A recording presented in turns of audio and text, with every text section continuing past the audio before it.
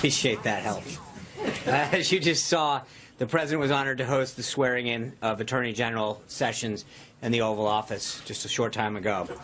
Under Attorney General Sessions, the Justice Department will return to its original core mission to uphold the rule of law, to ensure that justice is administered and enforced fairly and impartially for all Americans. Attorney General Sessions, come on in. We'll cry. I'm sorry. Well, you know, it's a Trump briefing.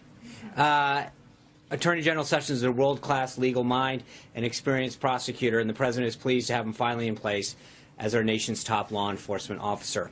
After the Attorney General's swearing in, the President signed 3 executive orders dedicated to standing behind the police officers who risk their lives every day to protect us in our communities, reducing crime, and stopping cartel violence.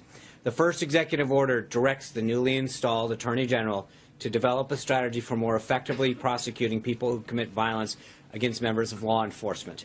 We must better protect those who protect us. Our men and women in blue need to know that we're with them 100% as they patrol our streets. Unfortunately, this has not always been the case. Law enforcement officials have been vocal about the lack of support they received under the past administration.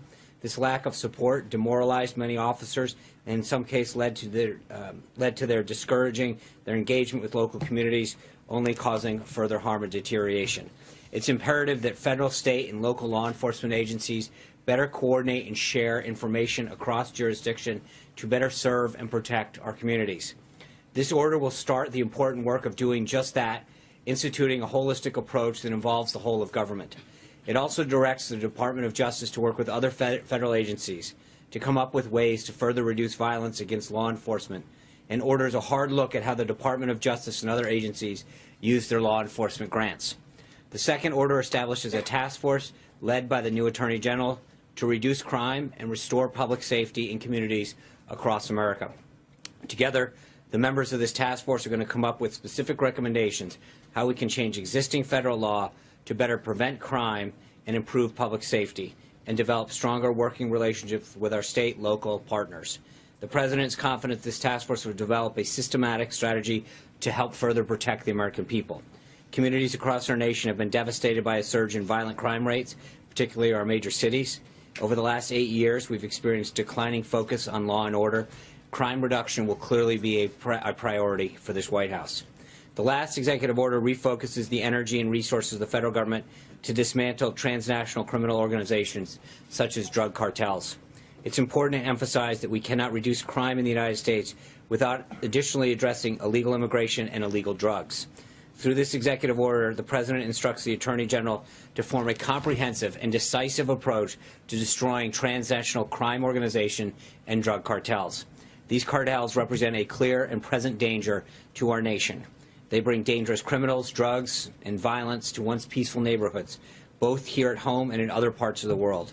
They have fueled addiction and overdose deaths, and they can no longer be allowed to operate with impunity in our country or our hemisphere. This order pulls together the experience and resources of federal agencies to work towards emphasizing specific goals in this regard. Number 1, to upgrade our information gathering about these transnational organizations and cartels. Without accurate information about these threats and the ability and willingness to share this information, we're not going to be able to tackle this problem. It's important to note that prior to this administration, if you had called the Department of Justice to ask for these statistics, they never kept them. So knowing what we're facing is a big part of addressing the problem. Number 2, improving the speed and efficiency of removing criminal aliens, cartel members, and people who help cartels from our nation. Unlike during the last 8 years, these criminals are finally going to go home.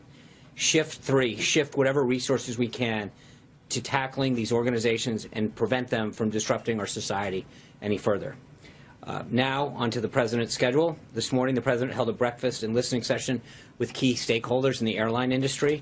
We've got a participant list if you're interested.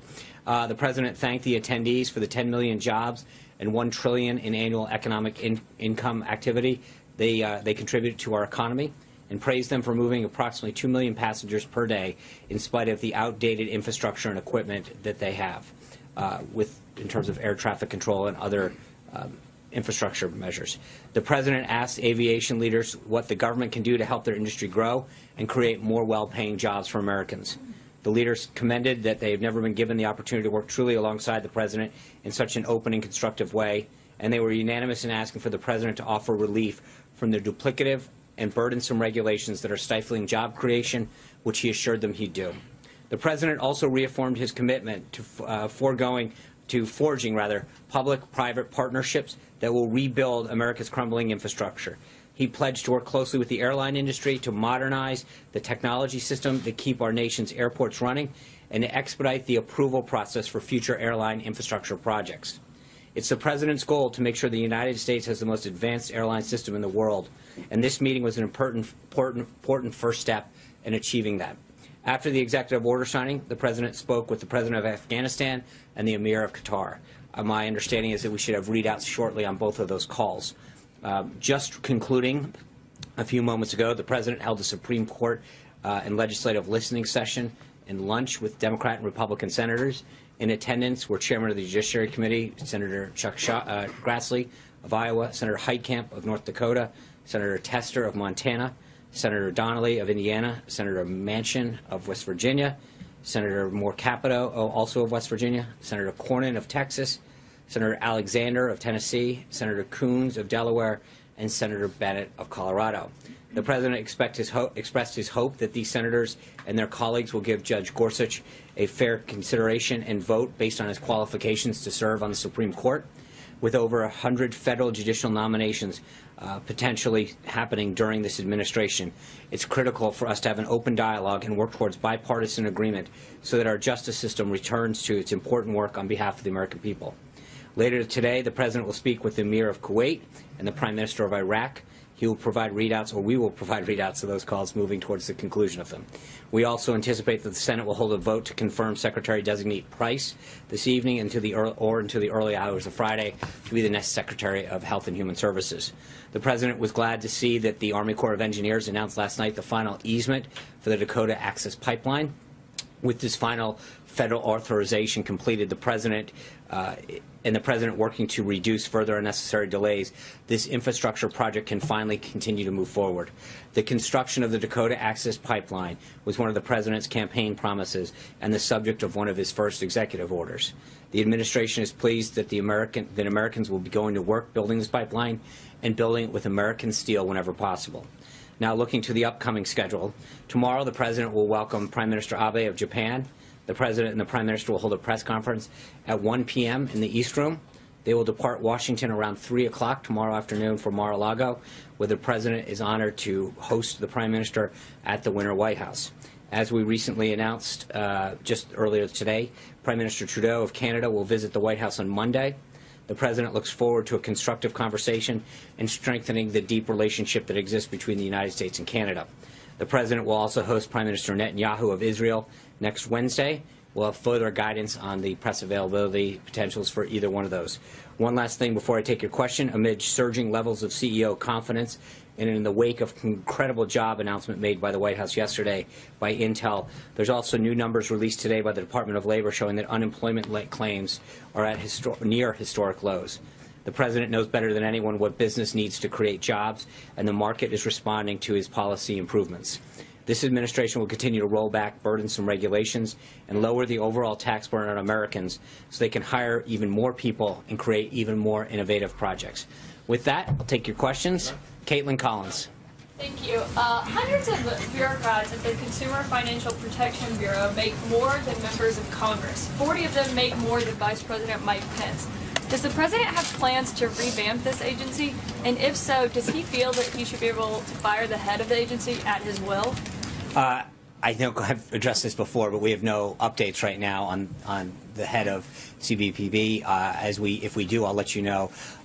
With respect to the first part of that question, I think one of the things that you're going to continue to see from this President is a respect for taxpayers' dollars, the money they spend, and how they're spent. We are going to continue to review all aspects of government. I think you'll see further announcements as far as how he's going to look at how he's going to approach and innovate and update government. The bottom line is that we should be paying people a fair wage for their service to this country, but that we should be doing it in the most effective and efficient manner. And I think that's what the President has already shown towards his commitment towards helping reduce the cost of several programs through the government and bringing back jobs. But there's going to be respect for taxpayers in this administration, so that whether it's salaries or actual positions or programs, he's going to have a very, very tough look at how we're operating government, how many positions they're in, what people are getting paid.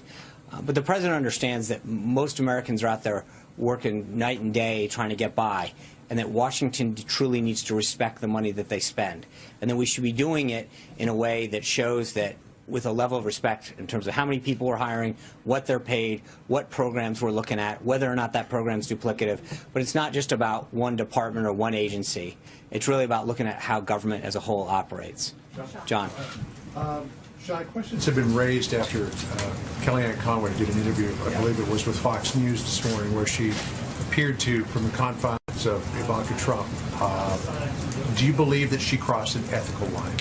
Kellyanne has been counseled, and that's all we're going to go with. She's been counseled on that subject, and that's it. Can I ask a question? There's Reuters has a story out that includes a partial transcript of the president's call with Vladimir Putin, right, in which he appears to express doubts about the New START treaty. Does he indeed have doubts about the New START treaty? Would he like to see that renegotiated? The president's conversation with President Putin is a private call between the two of them, and I'm going to leave it at that. We put a readout on the call, and we have nothing further beyond that. John Gizzi. Thank you, Sean. One question today. Wow. On February 2nd, Vladimir Kara-Murza, who is a well-known filmmaker in Russia and was a close associate of the late Boris Nemtsov, the dissident, found himself in critical condition. Right. His wife has since said she believes this is poisoning, very much like the conditions that almost took his life 2 years ago. And does the administration have any comment about that, or the frustration of Mr. Navalny, the opponent of President Putin, to get on the ballot as a candidate? I think our State Department is aware of the situation. We're monitoring it, and I'll leave it at that. Yeah, Blake. Sean, the president said today in the airlines representative meeting that Right. he hopes to have an announcement within the next 2-3 weeks about lowering the burden of taxes for businesses. Right. At the Super Bowl interview, he was asked, can Americans expect a tax break in 2017? And he said, I think so, yes. I would like to say yes. It sounds like he's a little bit more confident for the businesses than individual tax breaks for Americans. Is the business component at this point ahead of the individual component? No, it's a comprehensive, yeah. Thanks for asking. I think we're looking at, in the next few weeks, rolling out the outline of a comprehensive tax plan that we've continued to work, that we'll be working with Congress on, that will address both the business side of the tax ledger as well as the individual rates. But it's going to be a comprehensive plan, something that we haven't seen since 1986. But I think when you look at the segueing of that, we've got two opportunities for reconciliation this year. One is using the FY17 budget, which you can easily get Obamacare repeal and replaced on, and then you can use the FY18 budget to utilize the second opportunity at reconciliation to do comprehensive reform. But we recognize the need. I mean, it's been since 1986 that something like this, of this scale and magnitude, has happened. The president recognizes that middle-class Americans need tax relief, and that's going to be part of that. But we also recognize, and you saw that in all of these business meetings, whether it's inversions or other means in which people are shipping jobs overseas or reestablishing themselves, or the profits that are kept over there, we need fundamental, comprehensive tax reform that addresses both sides of that income stream. You say if this is going to be a mix between what he had put out there on the campaign and what House Republicans have put out there before, because there's some similarities, but clearly some differences as well. I'm just going to say that you're going to have to wait a couple weeks before we put out that outline. But I can tell you that it's something that's going to spur economic growth. It's going to recognize the need to give so many working Americans the relief that they need. But more importantly, I think part of the issue that we continue to see over and over again with businesses is that we're facing competition from abroad because of the wear of our tax code. It favors companies from not wanting to stay, and the president recognizes that. And what he wants to do is create a tax climate that not only keeps jobs here, but makes it incentivizes companies to want to come here, to grow here, to create jobs here, to bring their profits back here. So I think I don't want to get any further ahead of it, but I will tell you that it is going to be the first time that this nation's seen a full comprehensive tax reform in a long, long time. Yeah. Yeah, the president this morning tweeted that our country is, quote, bogged down in conflict all over the place. Where are we bogged down? Well, I think there's several places that we've What been. does he mean by that? Well, I think that if you look at ISIS in particular and the hot spots around the country, the places that we have to monitor, there's a lot of countries through the Middle East in particular, Northern Africa, that we are having to address and deal with and monitor because of the threat of radical Islamic terrorism. I mean, there's no question that the spread of it has gone in the last 8 years, has proliferated. And I think that the resources that we have to spend, this isn't a traditional war where you're just looking at the other enemy with a uniform and saying, here's the country we're fighting. The proliferation of ISIS throughout this country has made it so that we have to focus a lot more in a lot more places and expend a lot more resources because it's more of a disparate approach that we have to employ as opposed to having one country that you're facing at one time. But bogged down suggests that I something we understand. can't get I out just of? answered the question. I understand. Thank you. Yeah. Thank you, Sean. Yeah. Happy Lantern Festival to you. Happy Lantern Festival to you. Thank you. Regarding the very nice letter that President Trump sent to President Xi Jinping last night, I'm curious about the timing. And also in a letter, President Trump said he's looking forward to develop a constructive relationship with China. So could you elaborate the importance of this bilateral relationship to the U.S.? Well, I think it's obviously important to us, and the president understands that. I think he's spoken fairly often about China, and he understands both the national and economic interests that we have, the desire for our companies to access the Chinese market, but also the national security interests that we have.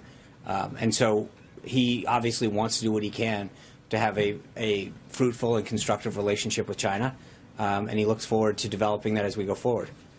Sarah? The top U.S. commander in Afghanistan said today that they could use a few thousand more troops in Afghanistan to help the coalition efforts there. Going off Mike's question, if we're trying to get out of conflicts like that, does the administration plan to send those additional forces to Afghanistan? I think the president will heed the advice of the generals and Secretary Mattis. That conversation has yet to happen, and if we have any further announcements. But I think that's right now a Department of Defense issue that you should touch base with Hallie. Sean, two questions for you. I want to get to one on immigration, but first, on the comments from Judge Gorsuch that have been reported out, I just have a two-parter for you. Does the president still stand by his nomination? Absolutely. Given where Gorsuch stands, That was number one. No, this is like a part of the first. Given where, given Judge Gorsuch's position on the president's attitude toward the judiciary, and given that the president has praised Neil Gorsuch for his intellect and for his integrity, does the president have any regrets about the comments that he's made about federal judges? I think the president's comments speak for no, he has no regrets, but he's very proud of the selection he's made, and he's going to make a great Associate Justice of the Supreme Court. About the comments that he said, for example, about Judge I understand that, and yes, he has no regrets.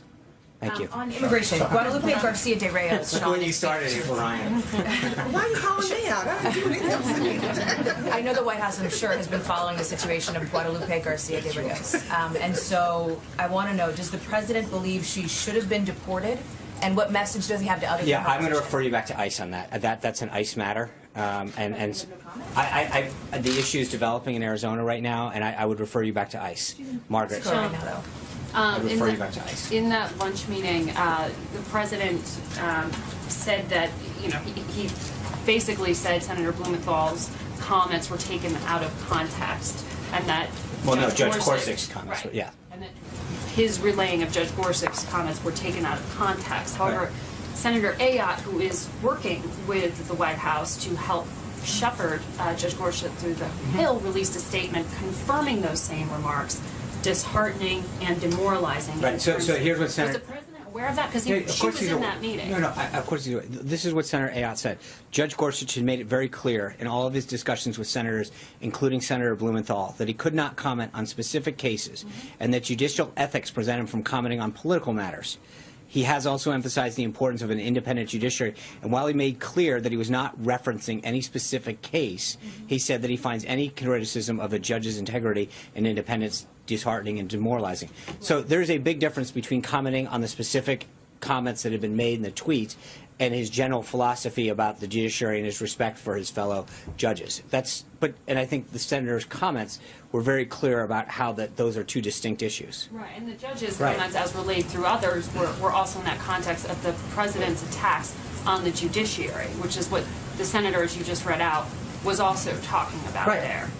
Okay, so was the president aware of that? Because Senator Ayotte was sitting right across from him when he said that those comments weren't accurately reported or conveyed. The way that Senator Blumenthal characterized them, he was talking about the tweets and saying that he was disheartened. That's not what the judge said. He was making two very complete, distinct arguments about how he views the comments, that he should not be commenting on a political matter or on specific things. But as a whole, he doesn't like attacks in general on the judiciary. It was a very distinct argument that he was making. And I think that's where I think we've got to be clear, and that's what Senator Ayotte was saying this morning. Very, very different. But Cecilia. Are you take that on board? I mean, is he what? Is he taking that on board? I mean, you just said he doesn't regret his past attacks on the judiciary.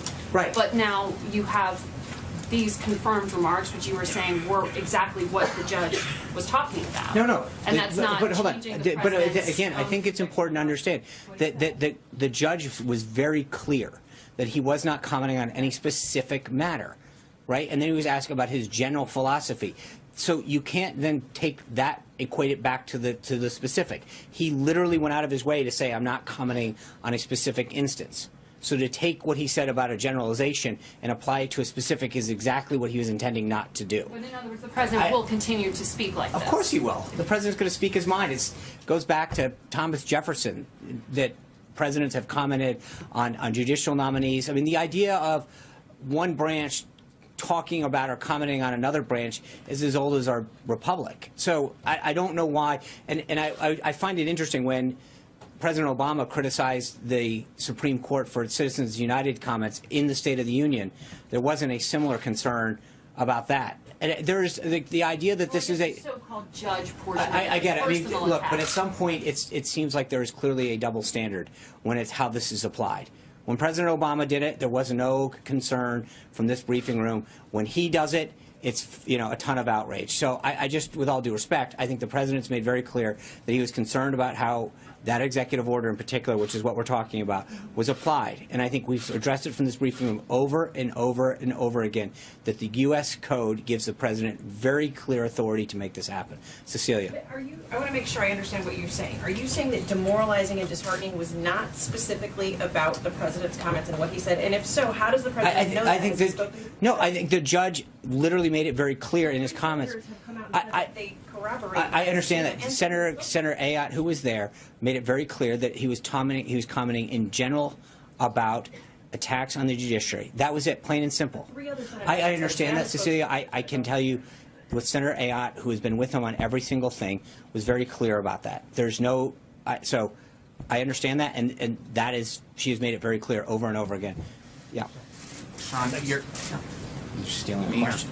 Yeah, Sean, your answer about the context doesn't make sense when you think about what Senator Ben Sasse said today and this morning on TV. He said that he asked Judge Gorsuch specifically about the president's so-called judge tweet, and in response, Phil, this is like the fourth time I've asked an answer. No, but this is a different context. Sean. I understand that, Phil. I've asked directly about. I understand that, and I've said exactly what Senator Ayotte said about it. I don't know how many times you can ask. Yeah, it was only about. I understand it. Thank you. Yeah. Sean, I'm going to continue on this line despite what's happening there. Why isn't the White House, why isn't the president concerned about the influence or the appearance of the influence on the independent judiciary?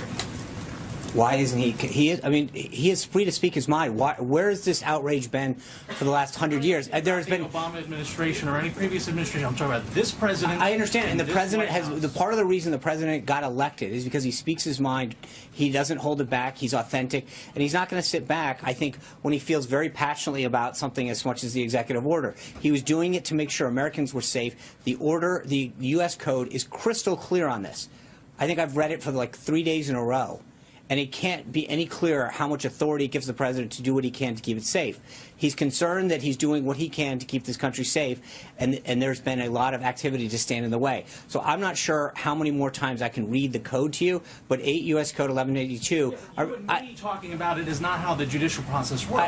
Thank you. You've asked the question now 8 times. One more. I'd like to ask you one more about a different set of comments that have been made. I understand. Thank you. Go ahead. About a different set of Go ahead. comments that have been made, Sean, also from Kellyanne Conway earlier this week. Let him go.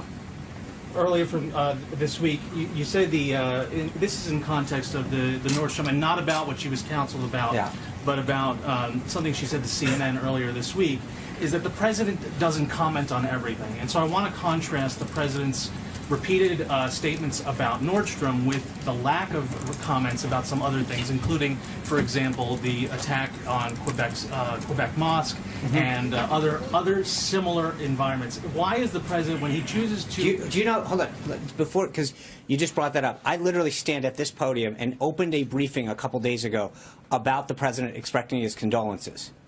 I literally opened the briefing about it. So for you to sit there and say... I know. So why are you asking why he didn't do it when I literally stood here and did it? Statement. I don't understand what you're asking. Kellyanne's comment were about that the president doesn't have time to tweet about everything. Right. He's tweeting about this. Right. He's not tweeting about something else. I came out here and actually spoke about it and said the president spoke. The president's time. What are you? You're equating me addressing the nation here and a tweet? I mean, that's the silliest thing I've ever heard. Okay, I'm done. This is silly. Okay, next. Okay, thank you. You've asked your question. Thank you. Does that not diminish the language that you're using? Go ahead. Thank you, Phil. One of the criticisms leveled at President Trump's predecessor, President Obama, by Republicans was his excessive use of executive orders. The president signed 3 more executive orders today. Why isn't that criticism applicable to President Trump in the same manner? I think when you look at the context of what what those executive orders did, and there's things that are within the bounds of trying to protect this country and ordering police officers. There's nothing that I think even Democrats would complain, with the exception of the one that we've had conversations on. Most of them have been widely praised by both parties.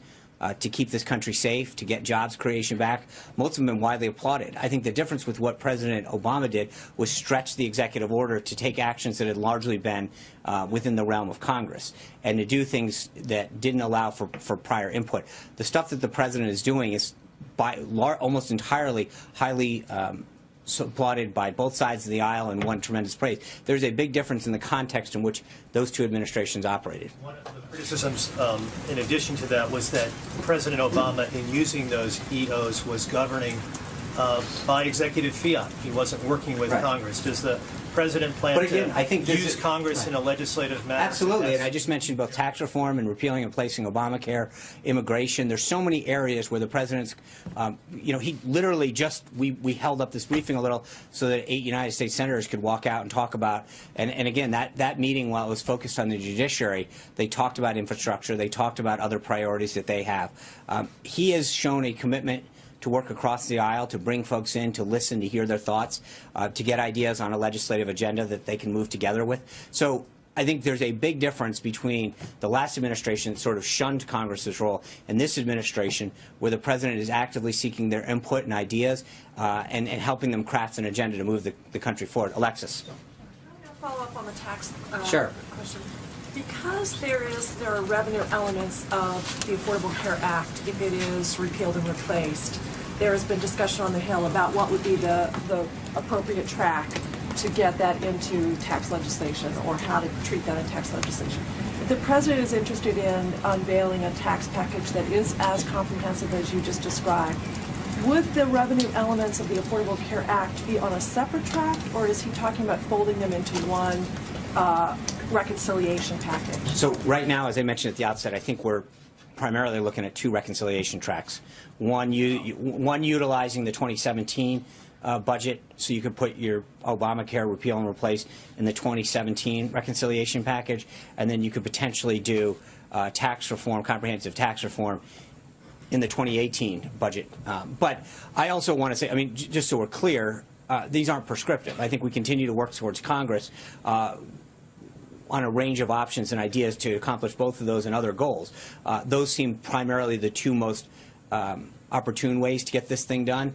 But I wouldn't want to rule in or anything out. I think both Speaker Ryan and Leader McConnell are going to weigh in on what best vehicles can be utilized to make this thing happen. So I don't want to be prescriptive. Ben. John, you talked about the president's tax reform plan in coming weeks. Is that something he's talked about with leaders in both houses of Congress, and are they prepared for this? Absolutely. I mean, as I mentioned, he has met with, just wrapped up a meeting with Republicans and Democratic senators, but this is something that the Legislative Affairs team, as well as the President himself, has engaged with members of Congress to talk about this both privately and in bigger groups. But there's a very large conversation going on to achieve bipartisan support for a package of this nature. Jonathan. Does the President believe it's possible to balance the budget without major entitlement reform? And if so, how? I think one of the things that the President has looked at is not just the cutting side, but the revenue stream. In one area in particular, natural resources, regulation and tax reform, how we can grow the economy and bring in additional revenues to the government on the revenue side. So there is a balance to how the President's looking at bringing down the deficit. And I think before we'll have a budget out, in a few weeks. I think that will answer a lot. But when it comes to deficit reduction, which is something that he is very interested in, that is not a one-side-of-the-ledger option. A lot of what he is trying to talk about in these meetings and with business executives is how we can expand the economy.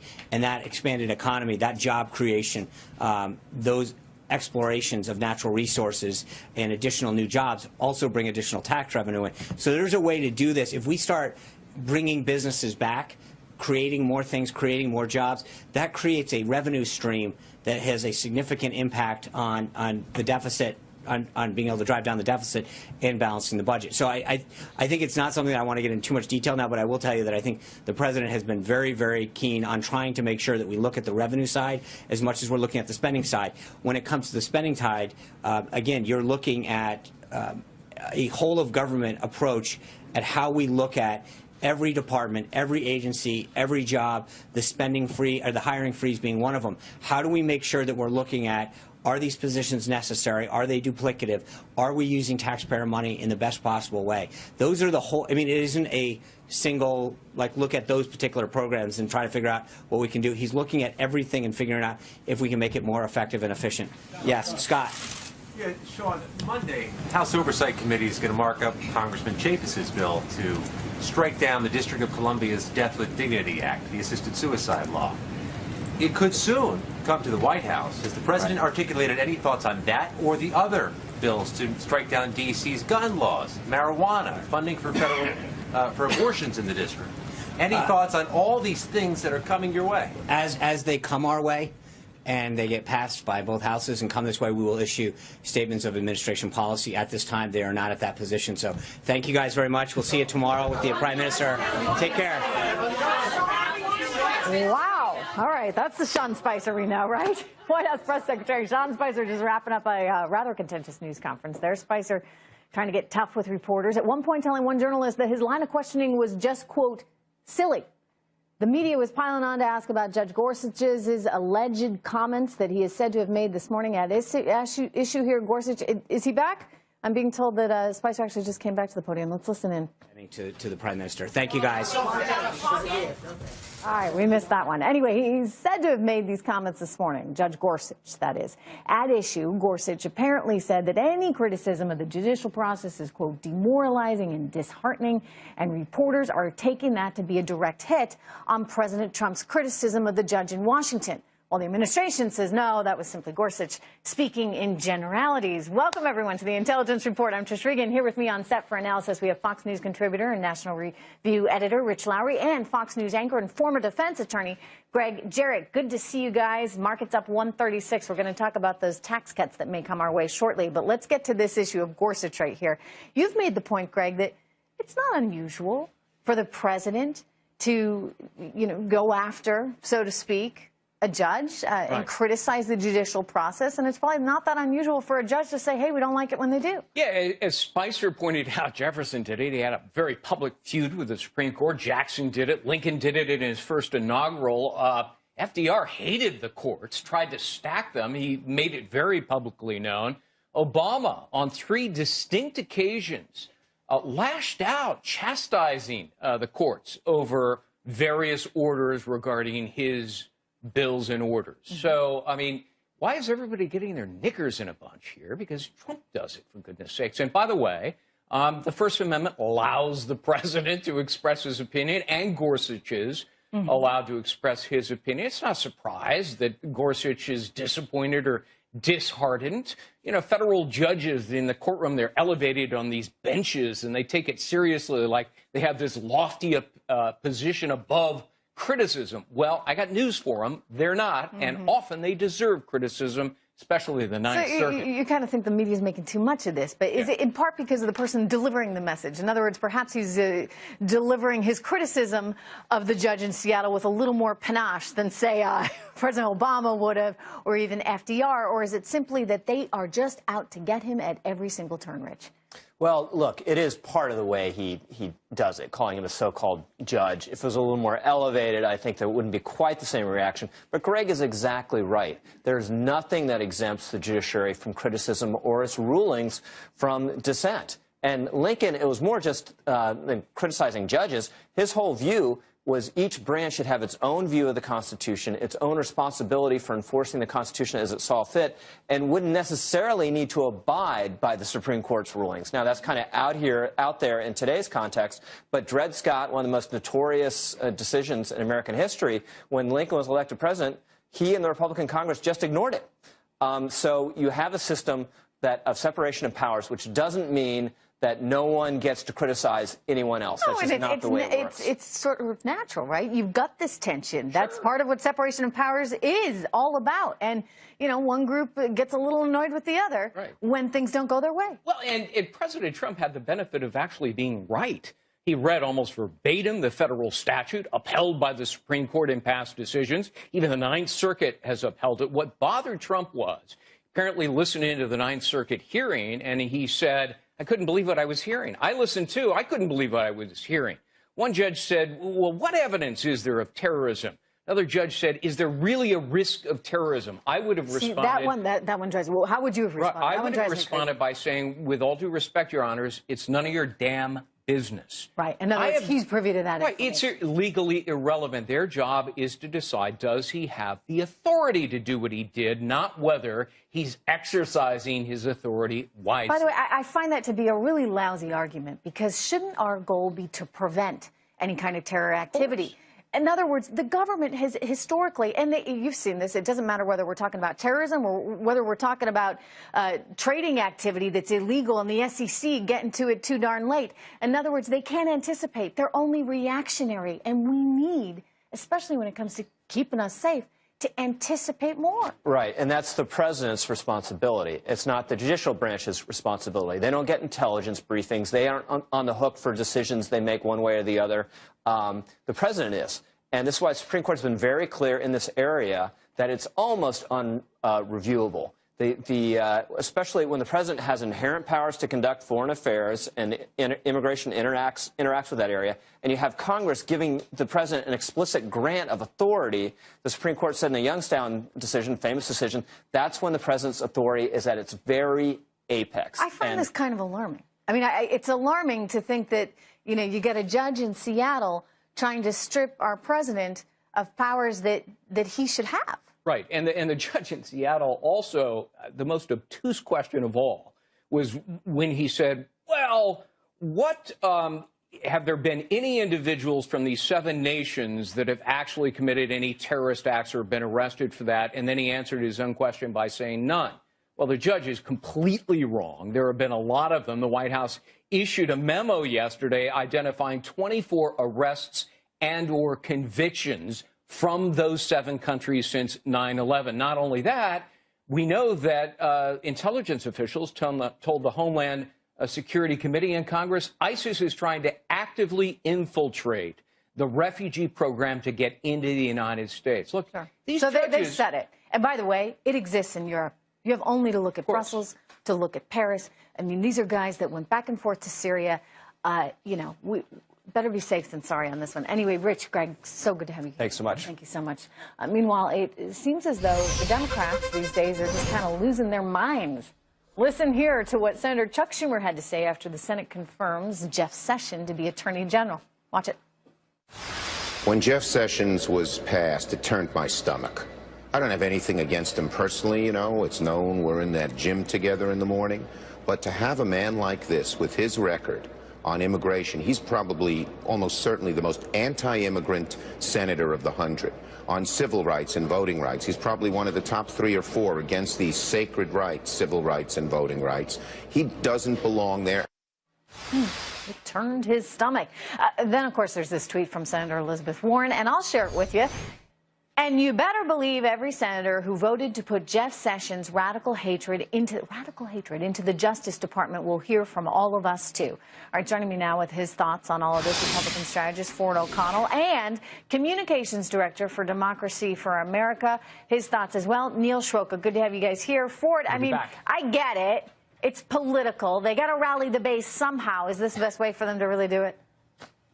Well, look, when the Democrats have their backs against the wall like they do right now, they don't take Hillary Clinton's advice. They don't go high. They go straight to the gutter early and often. I think the biggest myth in politics over the last decade is that the Democratic Party is the party of tolerance, when in fact we know they aren't. I don't see this sort of smash-mouth, identity-tinged rhetoric she's employed by the left, ending anytime soon. And the bottom line is they're suffering from an acute case of obsessive Trump disorder. They don't know why he won. They don't know how they're going to stop him. Acute case of obsessive Trump disorder. You're right, and they're unhinged, and they don't know which way to go. They don't know which way to go. They know they got to do something, but they're kind of flailing all about. Neil, I guess the concern they should have, and the concern you should have for your party at this point, is at what point do you just become the party of nothingness, just the party of hysteria, the party of outrage, where you're incapable of actually accomplishing anything? Well, we saw how Republicans did that over the last 8 years. They were the party of no, intransigence, and obfuscation. And so it's not surprising that this is how we're going to respond when Donald Trump hasn't done a lick to reach out to the majority of Americans who didn't vote for him in the first place. And so to put up someone who is as racially divisive, as controversial as Jeff Sessions was for the highest office in the land when it comes to legal questions was disconcerting, and I think that's why you saw the the groundswell of opposition to him. All right. Well, look, you lost big time, right? In November, big time. No, we won by 3 million votes. You lost big time in the Electoral College because the 12th Amendment is what matters here. 3 million votes. Neil, let me say something. 3 million more Americans voted for Hillary Clinton than Donald Trump. The Democratic Party has been crying wolf so much in the past 3 weeks, in the first 3 weeks of the Trump transition. You don't understand that your blood-curdling cries are being numb to the American people. And if you don't come up with something other than basically slow dragging and childishly crawling the people's business, you're going to lose at the ballot box in 2018. Well, you know what? We'll see how things go in the elections ahead.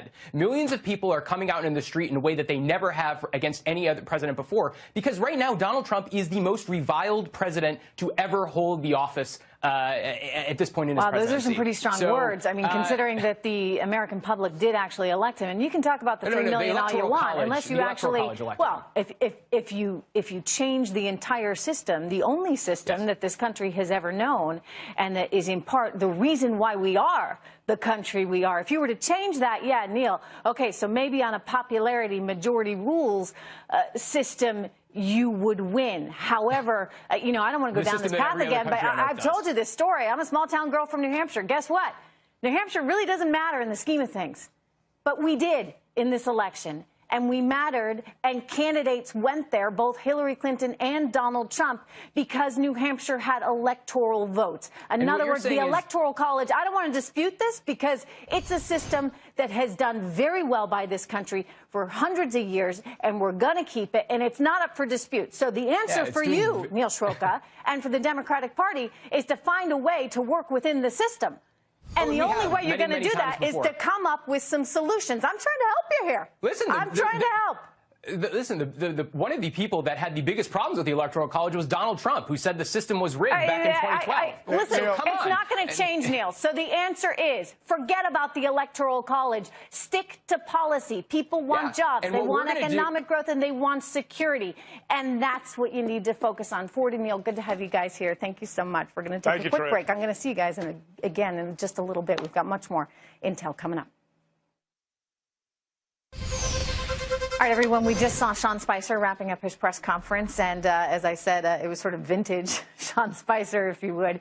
He got very annoyed with one reporter in particular and just flat out called his question silly. I think we have a clip we can play for you right now. Not yet. All right. Well, we'll work on that. But anyway, he did say to this one reporter that you're just silly. Oh, we got it now. Okay, here we go. I literally stand at this podium and opened a briefing a couple days ago about the president expressing his condolences. I literally opened the briefing about it. So for you to sit there and say, I know, so why are you asking why he didn't do it when I literally stood here and did it? You're equating me addressing the nation here in a tweet? I mean, that's the silliest thing I've ever heard. It's just silly. Joining me right now with her reaction to all of it, pollster Lee Carter. Lee, what do you think of Sean Spicer and how he's treating reporters? He had to get a little tough there. Is this the right tone right now? Look, I do not envy his position at all, but I feel like he's got to relax a little bit and empathize with the questions that are coming at him. I get that it's a frustrating job. It's got to be so hard. But he seems like he's always on the defensive, always reacting. And you just want to feel him just relax a little bit so that you can be more approachable to what he's hearing. I mean, when you test the kind of language that he's using, it's very, it feels like he's very rigid and defensive. In his defense, it's got to be frustrating. To your point, I mean, you've got all these reporters attacking you on something that you've already laid out. In this particular case, we were talking about Judge Gorsuch and his comments that he made this morning, and the press was sort of trying to pin Sean Spicer in a corner, effectively saying, their message was Donald Trump should not have tweeted what he tweeted about the judge in Seattle. And Judge Gorsuch, they would like to say, knows that as well, and that's the reason why he hit back, allegedly, this morning. What Sean Spicer was trying to convey was that, look, he was talking sort of in broad strokes. Judge Gorsuch was talking about, no, it's not good to criticize judges or the judicial system, but he was not talking specifically about this incident. And it felt like we were just getting bogged down in the minutia. I mean, how is any of this, by the way, all that relevant? It's not. See, I think the whole bottom line is, I think if Sean Spicer could just seem like maybe he was just having a little more fun with it. Maybe it was like, come on, this is ridiculous. We should be talking about the issues. Let's focus back on this instead of just being like, this is just plain silly. It just seems like he's... Well, to get back to the issues for a minute, we did hear our very own Blake Berman, our reporter here from Fox Business, talk about tax reform. And what was interesting, what we got out of that news conference was that we're going to be looking at comprehensive tax reform. You know what that means? Individual and corporate tax reform. I think we have some sound we can share with you right now from that. We're looking at, in the next few weeks, rolling out the outline of a comprehensive tax plan that we've been that we'll be working with Congress on, that will address both the business side of the tax ledger as well as the individual rates. But it's going to be a comprehensive plan, something that we haven't seen since 1986. It's going to recognize the need to give so many working Americans the relief that they need. And I got to tell you, the market loves that. Take a look here. We are near highs of the session right now, up 148 points, 2,201 right there on the Dow. We're looking at a record day, both for the Dow and the NASDAQ. So you know what? The market likes tax cuts. How about voters, Lee? The voters... I mean, a lot of the reason that Donald Trump is in office today was because of his promise what he's going to do with tax cuts, the economy, jobs. People, this is music to people's ears. It's music to companies' ears. It's music to the market's ears. This is what they wanted. And I think we've all been talking about, is he going to be doing anything? Look, he's 3 weeks in office today, right? And everybody's saying, is it going to happen? Is it going to happen? We just heard in a few weeks' time, there's going to be a plan put forth. And I think that's going to be very, very reassuring to voters and a lot of folks out there today. Yeah, I mean, he's been working at a pretty aggressive clip. He's been trying to do a lot. You know, and yet for some people it's never enough, and for the markets they want the tax cuts like yesterday. But at least as we look at the market right now, again at session highs, at all-time highs, the consensus is that it is going to come forward at some point very soon. We will be looking at individual and corporate tax cuts, and people like it. Turning to one other issue, of course, immigration. He keeps citing this 1952 law. As we just heard Greg Jarrett, our very own Greg Jarrett, say he's absolutely within the law to say, look, we need to clamp down on refugees and people traveling from these 7 countries which are known for breeding terrorists. That obviously getting a lot of pushback. What are you seeing in terms of how your average American feels right now about this move? So the average American, we're seeing that the polling numbers, actually more people are in favor of what's happening on immigration and tighter immigration than not. The problem is that the people who are opposed to what's happening are more vocal. They're more loud. They're angry. They're afraid. There are a lot of things. But what's interesting is there's also global polls which are saying that more than half of people around the world believe that what the United States is doing is the right thing to do. 55% of people in 10 different countries are now saying, we think this is the right thing to do. And those are people in Europe who have more experience with the refugee community than even we do. In other words, they've seen all the challenges that it has certainly brought over there. I wonder, too, Lee, to a certain extent, if people are reluctant to say, no, I don't want any more refugees coming in, because it's so politically incorrect. It is. And, you know, all throughout the election cycle, we saw people were afraid to say out loud what they felt. I think this is an issue. It's very, very polarizing. And it's become, you're not a humanitarian if you're going to say this. But the bottom line is this. I see this as a message fail more than a policy fail. We put a 90-day pause while we're trying to come up with ways that we can make sure that we're really safe when we're bringing these folks in. That's all that's been implemented. Nobody is saying, let these people go. Yeah, you would think the president would have the right to do that. Anyway, Lee Carter, thank you so much. Good to see you. Here. We are going to be back with more reaction to that White House briefing right after this. All right, the president today said he's going to make a big announcement on taxes in the coming weeks after meeting with airline executives. As the president reaches out to the business community, he is, after all, the ultimate businessman, you have liberals going after any company that has ties to him. And they're not just going after retailers, the retailers that, say, carry Ivanka Trump's fashion line. I'm thinking of Nordstrom's. More than 1,600 employees of IBM have signed a petition blasting the company's CEO for just offering to work with the president. And the cities of Seattle and Davis, California, are actually cutting ties with Wells Fargo because the bank was a lender to the Dakota Access Pipeline. I mean, does everything have to be so politicized? With me, once again, Ford O'Connell and Neil Strokher. You know, Ford, this is something that I find very troubling. This mixing of political pressure and business, where's it heading? Well, when the left doesn't get its way at the ballot box, the next step is to intimidate everyone around them, including businesses, until they do. This is straight out of Saul Alinsky's Rules for Radicals, and it's quasi-effective only because businesses are so image-conscious. That said, though, the fact that they're willing to push their way and hurt hardworking Americans whose livelihood depends on the success of many of these businesses is downright despicable and deplorable. Okay.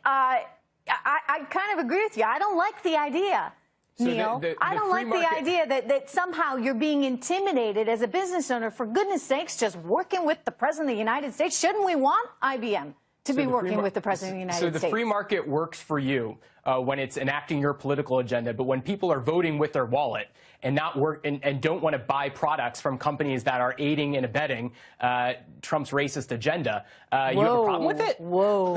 Yeah, I mean, you're throwing a lot of stuff out there. I'd be very careful on some of that, Neil. No, that's what this policy is. This is Islamophobic. No, this is about a very noisy left wanting to intimidate people into not actually allowing our country to function at peak performance, or frankly, when you look at a publicly traded company, Ford, like IBM. I mean, what about shareholders in all this? If I'm a shareholder of IBM, believe me, I want IBM having a conversation. Well, listen, IBM is not going to...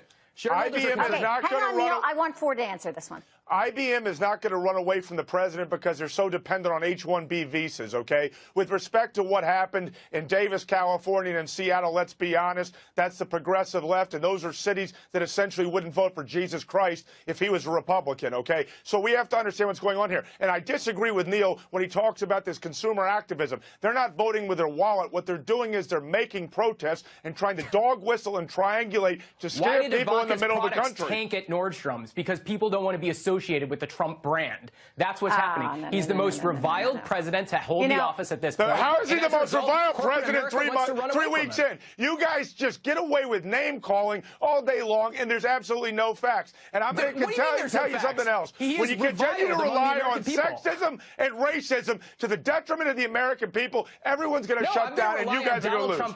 Donald Trump is going to continue to be Donald Trump, and people don't like him.